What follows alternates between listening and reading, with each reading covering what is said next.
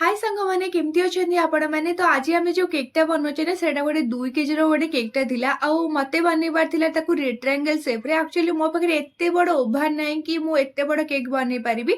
तो सब बेले आमे माने तो होम बेकर माने जुगाड़ लगेबा को पड़े। मो ओभानटा बहुत ही छोट तो मु कौन करे ना 8 इंच दी थर स्पंज बनई दिए।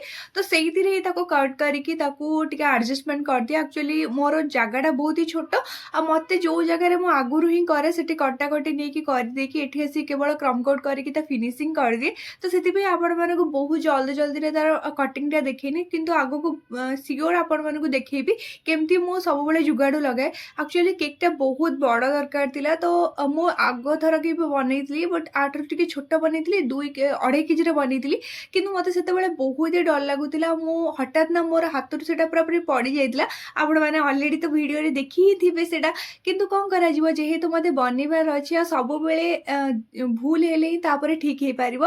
अब आपण माने तो देखि परथिए मो गोटे रोज बनौछि। एक्चुअली मते ना बहुत सारा रोज आ भितर रखि पारतिला बट मो पाखे रोज रो जो पैडलटा सेटा नाही।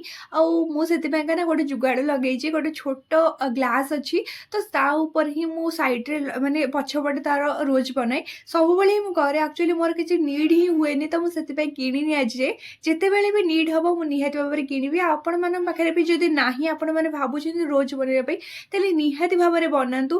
किछि भी काम करिबा पूर्वरु ना किछि भी जिंस को आगो माने हेले मु करबी सेटा भाबंतुनी केमिति हेई परिबो सेटा सब बेले चेष्टा करंतु करिया पई।